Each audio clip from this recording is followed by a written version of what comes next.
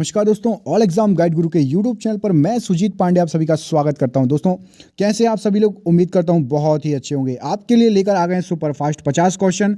दोस्तों, हमेशा की तरह 50 में से आपको 30 सही करना है। मोस्ट इंपॉर्टेंट क्वेश्चन है, ये आप क्वेश्चन देके समझ जाएंगे। बहुत ही शानदार क्वेश्चन है, तो चलिए करते हैं स्टार्ट।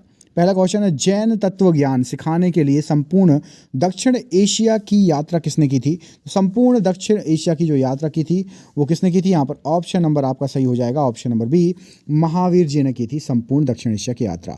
बढ़ते हैं क्वेश्चन नंबर 401 की तरफ। यहाँ से आपका मेन टेस्ट स्टार है, 401 से 450 तक के क्वेश्चन आपको कराएंगे। ताजमहल का निर्माण डैश में हुआ था? तो ताजमहल का निर्माण जो हुआ था वो आपका 17वीं शताब्दी में हुआ था। बढ़ते हैं 402 की तरफ। निम्नलिखित में से कौन सा विषय भारत के संविधान की समवर्ती सूची में उल्लेखित नहीं है? तो यहाँ पर जो ऑप्शंस दिए गए हैं उसमें से आपका ऑप्शन नंबर बी, बैंकिंग को समवर्ती सूची में उल्लेखित नहीं किया गया है। बढ़ते हैं क्वेश्चन नंबर 403 की तरफ। संविधान प्रथम संशोधन अधिनियम 1951 द्वारा निम्नलिखित में से किस अनुसूची को संविधान में जोड़ा गया था? तो यहाँ पर आपके जो ऑप्शंस दिए हैं उसमें से आपका 9वीं अनुसूची को संविधान के प्रथम संशोधन में जोड़ा गया था। Option number A right answer हो जाएगा। बढ़ते क्वेश्चन नंबर 404। भारत के राष्ट्रपति के महाभियोग की प्रक्रिया भारत के संविधान के किस अनुच्छेद में उल्लेखित है? तो ये महाभियोग की प्रक्रिया जो है अनुच्छेद 61 में उल्लेखित है। ऑप्शन नंबर ए सही आंसर हो जाएगा राष्ट्रपति के महाभियोग के लिए। Question number 405। संविधान के प्रत्येक सदन को बुलाने का अधिकार डैश के पास है? तो संविधान के प्रत्येक सदन को बुलाने का अधिकार आपका राष्ट्रपति के पास होता है। ऑप्शन नंबर ए राष्ट्रपति यहाँ पर सही आंसर हो जाएगा। निम्नलिखित में से कौन सा भारतीय संविधान का प्रावधान उससे संबंधित अनुच्छेद के साथ सही तरीके से जोड़ा गया है? तो यहाँ पर केवल और केवल ऑप्शन नंबर बी, जीवन की सुरक्षा और व्यक्तिगत स्वतंत्रता का अधिकार अनुच्छेद 21 से जोड़ा गया है। ये वाला आपका सही है, बाकी सभी गलत हैं। बढ़ते हैं 407 की तरफ। भारत के संविधान के अनुच्छेद 361 के अनुसार डैश के कार्यकाल के दौरान उनके खिलाफ अदालत में कोई आपराधिक कार्रवाई नहीं शुरू की जा सकती है। तो यहाँ पर सही आंसर हो जाएगा राज्यपाल के कार्यकाल के दौरान अदालत में उनके खिलाफ कोई भी आपराधिक कार्रवाई शुरू नहीं की जाती है। ऑप्शन नंबर ए यहाँ पर सही आंसर हो जाएगा।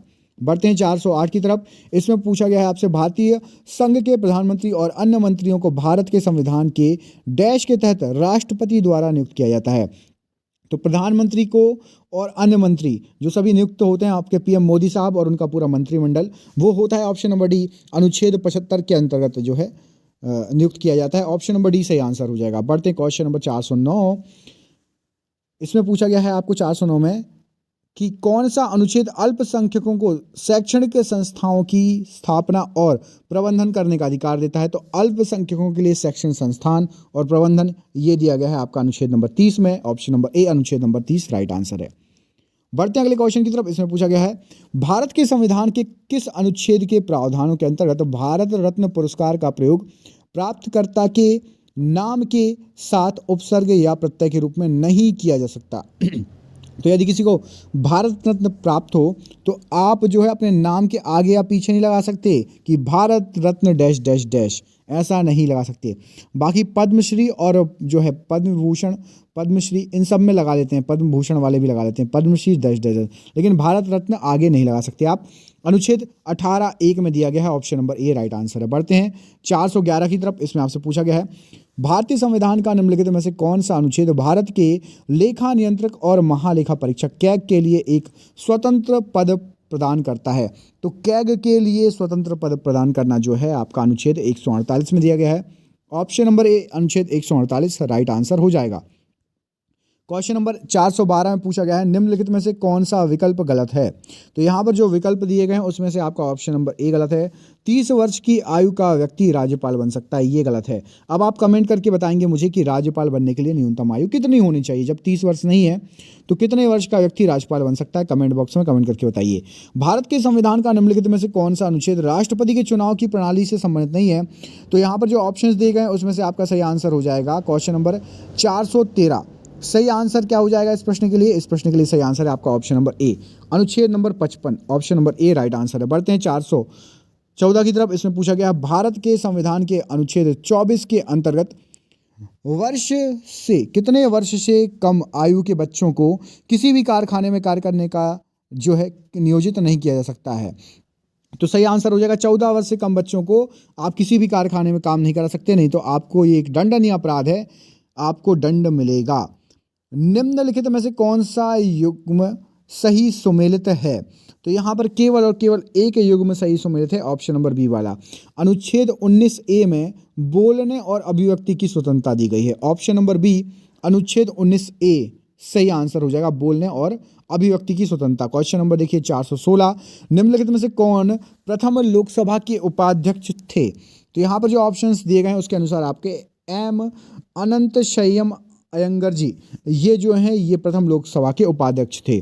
बढ़ते हैं क्वेश्चन नंबर 417, भारत के संविधान के निम्नलिखित भागों में से कौन सा भाग नागरिकता से संबंधित है? तो यहाँ पर जो आपको ऑप्शंस दिए गए हैं इसमें से आपका ऑप्शन नंबर ए भाग 2 नागरिकता से संबंधित है, ऑप्शन नंबर ए बिल्कुल सही आंसर हो जाएगा। अच्छा, कमेंट करके बताइए भारत की नागरिकता कौन सी है, एकल या दोहरी? भारत की नागरिकता कौन सी है, एकल या फिर दोहरी प्रकार की? कौन सी नागरिकता है भारत की? अगला क्वेश्चन देखिए 418, राष्ट्रगान को हिंदी संस्करण में कब अपनाया गया था? तो राष्ट्रगान को हिंदी संस्करण में ऑप्शन नंबर सी 24 जनवरी 1950 में अपना लिया गया था, ऑप्शन नंबर सी सही आंसर हो जाएगा, हिंदी संस्करण 24 जनवरी 1950। 419, भारतीय संविधान के निर्माण के दौरान 1946 में संविधान सभा के संवैधानिक सलाहकार के रूप में किसे नियुक्त किया गया था?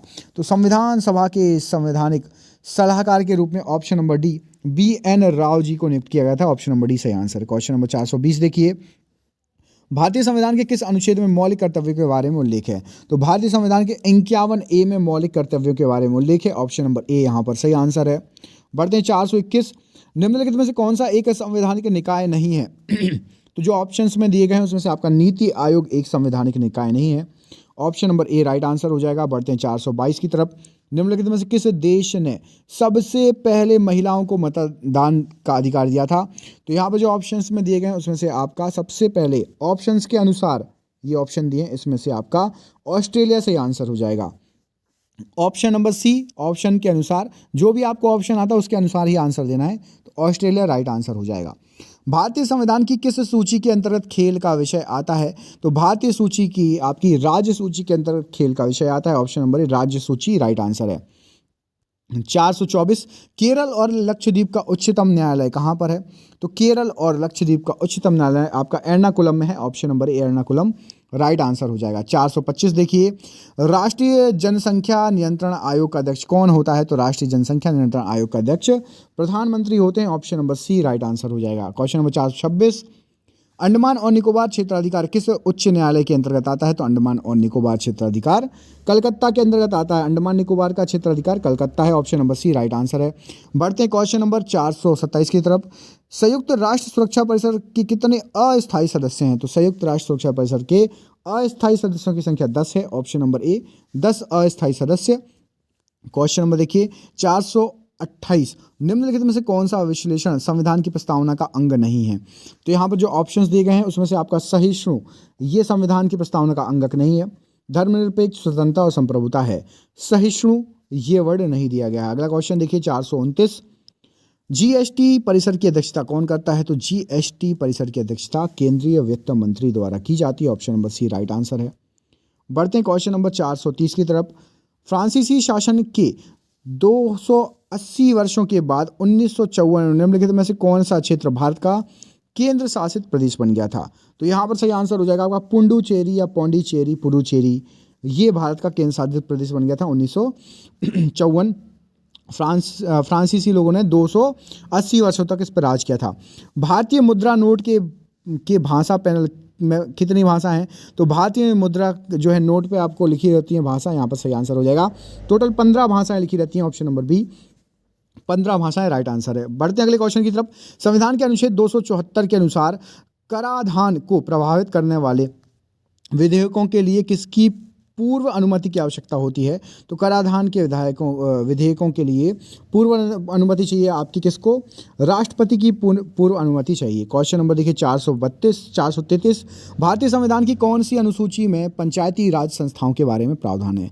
तो यहाँ पर सही आंसर हो जाएगा ऑप्शन नंबर ए 11वीं अनुसूची में पंचायती राज के संस्थाओं के बारे में प्रावधान है। क्वेश्चन नंबर 434 देखिए, भारतीय संविधान में कौन सा अनुच्छेद धार्मिक स्वतंत्रता के अधिकार से संबंधित है? तो यहाँ पर जो ऑप्शन दिए गए हैं उसमें से आपका अनुच्छेद 25 धार्मिक स्वतंत्रता के अधिकार से संबंधित अधिकार है। क्वेश्चन नंबर 435 देखिए, भारतीय संविधान में स्वतंत्रता का सिद्धांत निम्नलिखित में से किस देश से लिया गया है? तो स्वतंत्रता का सिद्धांत लिया गया है फ्रांस से, ऑप्शन नंबर डी। किसका सिद्धांत? स्वतंत्रता का सिद्धांत। क्वेश्चन नंबर 436, किस संवैधानिक संशोधन अधिनियम से भारतीय संविधान में अनुच्छेद 21A प्रस्तुत किया गया था? तो अनुच्छेद 21A आया था आपका, कौन सा संविधान संशोधन था? ऑप्शन नंबर बी, 86वां संविधान संशोधन, option number B right answer हो जाएगा। बढ़ते हैं अगले क्वेश्चन की तरफ। 437, निम्नलिखित में से किस प्रधानमंत्री का कार्यकाल 13 दिनों तक का रहा? तो यहाँ पर अटल बिहारी वाजपेयी जी का कार्यकाल एक बार सिर्फ और सिर्फ 13 दिनों तक रहा, ऑप्शन नंबर बी बिल्कुल सही आंसर हो जाएगा। अगला क्वेश्चन देखिए, किसने प्रांतीय संविधान समिति का नेतृत्व किया था? तो प्रांतीय संविधान समिति का नेतृत्व किया गया था सरदार वल्लभ भाई पटेल द्वारा, option number C right answer है।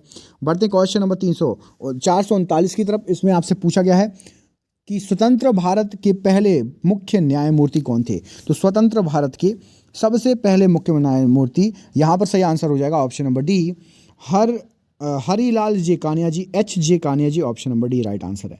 440 देखिए, इसमें आपसे पूछा गया है भारत में राज्य के राज्यपाल की नियुक्ति कौन करता है? तो भारत में राज्य के राज्यपाल की नियुक्ति राष्ट्रपति के द्वारा की जाती है। 441 क्वेश्चन नंबर, इसमें पूछा गया है भारत में लोकसभा चुनाव कौन आयोजित कराता है? तो भारत में लोकसभा चुनाव आयोजित कराता है निर्वाचन आयोग, option number C right answer हो जाएगा। क्वेश्चन नंबर 442, ब्रिटिश संसद के किस अधिनियम ने ईस्ट इंडिया कंपनी की शक्तियों को ब्रिटिश राज्य में स्थानांतरित कर दिया था?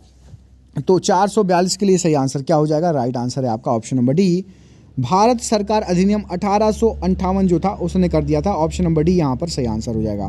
बढ़ते हैं क्वेश्चन नंबर 443 की तरफ। भारत में संघ बनाना एक कौन सा अधिकार है? संघ बनाना, तो भारत में जो संघ बनाना है वो है आपका एक मौलिक अधिकार, ऑप्शन नंबर बी संघ बनाना मौलिक अधिकार की श्रेणी में आता है। 444, भारतीय संविधान का कौन सा अनुच्छेद जीवन की रक्षा और व्यक्तित्व स्वतंत्रता की गारंटी देता है? तो यहाँ पर सही आंसर क्या हो जाएगा? 444 का अनुच्छेद नंबर आपका ऑप्शन नंबर बी, अनुच्छेद 21 जो है आपका वो देता है आपको जीवन की रक्षा और व्यक्तित्व स्वतंत्रता की गारंटी। बढ़ते हैं क्वेश्चन नंबर 445 की तरफ। इसमें पूछा गया है संविधान की प्रारूप समिति की अध्यक्षता किसने की? तो संविधान की प्रारूप समिति की अध्यक्षता option number D doctor BR Ambedkar ji ने की है, ऑप्शन नंबर डी यहाँ पर राइट आंसर हो जाएगा। 446 देखिए, 73वें संवैधानिक संशोधन अधिनियम ने भारतीय संविधान में कौन सा भाग जोड़ा गया था? तो 73वें संविधान संशोधन के समय भारतीय संविधान में जोड़ा गया था भाग आपका 9, ऑप्शन नंबर सी यहाँ पर सही आंसर हो जाएगा, भाग 9 को जोड़ा गया था। बढ़ते हैं अगले क्वेश्चन की तरफ। इसमें आपसे क्या पूछा गया है, निम्नलिखित में से किसने दलित वर्ग संघ की स्थापना की? तो दलित वर्ग संघ की स्थापना डॉक्टर भीमराव अंबेडकर जी ने की थी, ऑप्शन नंबर सी। 448 देखिए, इसमें पूछा गया है भारतीय मौद्रिक नीति समिति में कितने सदस्य हैं? तो भारतीय मौद्रिक नीति समिति में आपके 6 सदस्य हैं, option number C right answer है। 449 क्वेश्चन नंबर, 74वें संशोधन अधिनियम 1992 में जो हुआ था भारतीय संविधान में कौन सा भाग जोड़ा गया था? तो उस समय जोड़ा गया था आपका भाग 9A, 74वें संविधान संशोधन में भाग 9A। और ये रहा आज का आपका आखिरी क्वेश्चन। इसमें पूछा गया है सरकार के कार्यकाल के दौरान उत्पन्न होने वाली रिक्तियों को भरने के लिए किस राजनीतिक संसदीय विधान क्षेत्रों में होने वाले चुनाव को क्या कहते हैं? तो किसी राजनीतिक और विधानसभा क्षेत्र में जो चुनाव होते हैं और रिक्त पद होते हैं उनको कहा जाता है ऑप्शन नंबर उपचुनाव, ऑप्शन नंबर डी उपचुनाव होते हैं। और ये रहा आपके लिए सरप्राइज क्वेश्चन, इसका आंसर मिलेगा आपको अगले वीडियो में। जब तक के लिए आप कमेंट करके इसका आंसर दीजिए।